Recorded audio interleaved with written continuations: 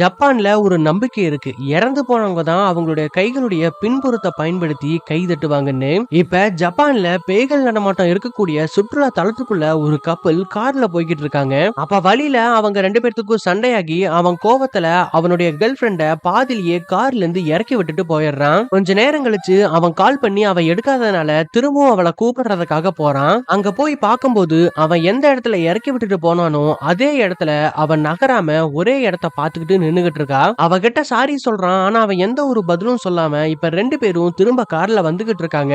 அப்ப வழியில ஒரு பொண்ணு வித்தியாசமான முறையில அவளுடைய கையோடைய பின்புறத்தை பயன்படுத்தி கையை அசைச்சுக்கிட்டு லிப்ட் கேட்டு நின்னுகிட்டு இருக்கா. அதை பார்த்து பயந்தவன் காரை நிப்பாட்டாம வேகமா ஓட்டிட்டு வந்துடுறான். இதுக்கப்புறம் அவனுடைய கேர்ள் ஃபிரெண்டு கிட்ட அந்த பொண்ணோட கைகளை பாத்தியா, அவ திருப்பி வச்சு கையை அசைச்சுக்கிட்டு இருந்தா, அப்படின்னா அவ இறந்து போயிட்டான்னு அர்த்தம். இதை கேட்டதும் மெதுவா திரும்பி சிரிச்சுக்கிட்டே அவளோட கைகளை திருப்பி வச்சு கைகளை தட்டிக்கிட்டு இருக்கா.